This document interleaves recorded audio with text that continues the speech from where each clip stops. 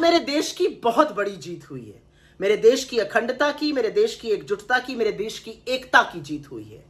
आज जो नरेंद्र मोदी की सरकार महिला आरक्षण के पीछे छिपकर, शकुनी चालें चलकर, साजिशन, एक अलोकतांत्रिक तरीके से परिसीमन करने का कानून लाई थी, जो पिछड़े वर्ग की महिलाओं के हक को मारने का कानून आया था, जिससे जातिगत जनगणना को इंक्लूड ना करना पड़े, उन विधेयकों को संसद में सिरे से खारिज कर दिया गया, हरा दिया गया। आज इस देश ने एक संदेश दिया है कि जब भी देश की अखंडता पर और एकजुटता पर सवाल उठेगा, इस देश का संसद एक स्वर में आपसे कहेगा बस बहुत हुआ, और वही काम किया गया है।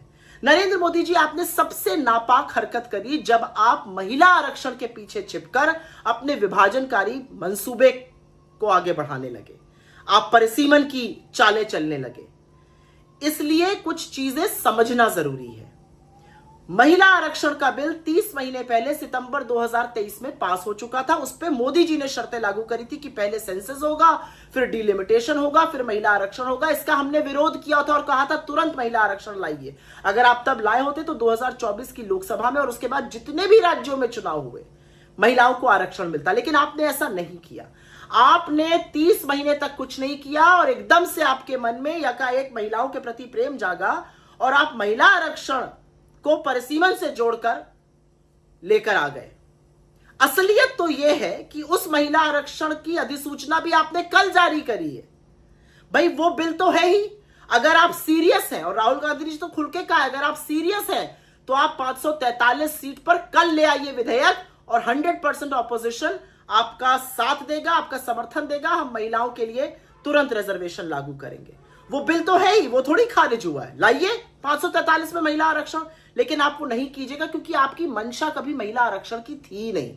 आपकी मंशा इस देश के काट छांट करके किसी तरह से टुकड़े टुकड़े कर ऐसा परिसीमन करने की थी कि आप सत्ता में शाश्वत रूप से बने रहिए, जैसा कि आपने असम में, जैसा कि आपने जम्मू कश्मीर में करके दिखाया है, जहां पर कहीं कहीं वोटर की संख्या 8 लाख है, कहीं किसी लोकसभा में 25 लाख है, जहां पे किसी लोकसभा में 6 विधानसभाएं हैं, किसी में 12 विधानसभाएं, क्योंकि आपने अपने हिसाब से काट चाट करके ऐसे क्षेत्र बनाए जो आपको फेवरेबल रहे।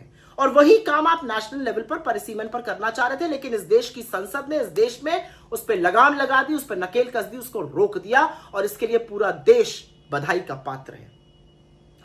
लेकिन यहां पर कुछ बातें भी समझनी पड़ेंगी, और बातें इसलिए समझनी पड़ेंगी क्योंकि जब आप सेंसस कर रहे हैं तो अगले साल डेटा आ जाता। आप जबरदस्ती हड़बड़ी आपने क्यों करी? आपकी ऐसी क्या मजबूरी थी कि आपको एकदम से महिलाओं के प्रति अपनी वफादारी दिखानी पड़ी? आपको दिखाना पड़ा कि आप महिला एम्पावरमेंट के बहुत बड़े ध्वजवाहक हैं। ऐसा क्या हुआ? ऐसी कौन सी बातें, ऐसा कौन सा प्रेशर है? आपके बारे में क्या कहा जा रहा है? इसका जवाब तो आप ही जानते होंगे। लेकिन यहां पर इस बात को साफ करना जरूरी है कि सेंसस 2011 पुराना हो चुका है। उसके चलते 10 करोड़ लोगों को तो पीएम गरीब कल्याण योजना खाद्य सुरक्षा से ही वंचित है, और उसको आप बेसिस बनाकर पार करना चाहते थे, पास करना चाहते थे ये विधेयक। इसलिए नए सेंसस का इंतजार करिए, उसमें कास्ट सेंसस आएगा और तब डिसाइड करेगा कि एससी एसटी के लिए कितना रिजर्वेशन होगा और ओबीसी महिलाओं को इस आरक्षण में कैसे आरक्षण दिया जाएगा। और यही बात हम बार बार कह रहे हैं। अगर आप महिलाओं के समर्थक होते मोदी जी, तो आपकी पार्टी और आप हाथरस की गुड़िया के साथ, उन्नाव की उस बच्ची के साथ, मणिपुर की उन 2 बेटियों के साथ और महिला पहलवानों के साथ खड़े रहते। आप बात करते हैं महिला आरक्षण की और महिला सशक्तिकरण की। आपकी पार्टी और आपकी सोच महिलाओं को दोयम दर्जे का नागरिक समझती है। यह असलियत है। आपकी सोच है कि महिलाओं को राजनीतिक टूल की तरह आप इस्तेमाल करते हैं।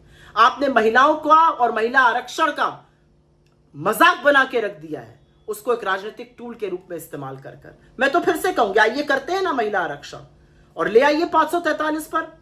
अगले दिन पास होगा और इस देश की महिलाओं को फायदा मिलेगा, हर राज्य में उसका फायदा मिलेगा। लेकिन ऐसा आप नहीं करिएगा, क्योंकि आपका मंसूबा तो कुछ और था, जिस पर समूचे विपक्ष ने पानी फेर दिया। आज मैं सिर्फ एक बात कहना चाहती हूं, आइंदा से इस देश की आधी आबादी के पीछे छिपकर इस देश के ही खिलाफ साजिश की कोशिश मत करिएगा, क्योंकि जब जब आप ये करिएगा, ये देश और इस देश का विपक्ष और इस देश का नेता प्रतिपक्ष आपके सामने आपको रोकने के लिए खड़ा मिलेगा। मैं सिर्फ एक बात कहना चाहती हूं, मैजिशियन की जो बात राहुल जी कह रहे थे, और जिससे आपके लोगों को बड़ी ठेस पहुंच गई। ये अलग बात है कि आप अपने आप को खुद भी जादूगर बता चुके हैं। आपका जादू, आपकी जो सारी करतूतें हैं वो पकड़ ली गई हैं। अब आप इस देश को कितना भी बरगलाइए, ये देश बरगने वाला नहीं है। ये देश आपसे सवाल पूछेगा, आपसे जवाबदेही तय करेगा और आपको बताएगा कि आइंदा इस देश की आधी आबादी को अपना राजनीतिक षड्यंत्र के लिए इस्तेमाल करने की जरूरत भी मत कीजिएगा। अभी के लिए जो आप north versus south divide create करना चाहते थे, जो सौतेला व्यवहार करना चाहते थे, जो जातिगत जनगणना से मुंह मोड़ना चाहते थे, उन सब पर विराम लग चुका है। ऐसी नापाक कोशिशें ना ही करें तो अच्छा रहेगा।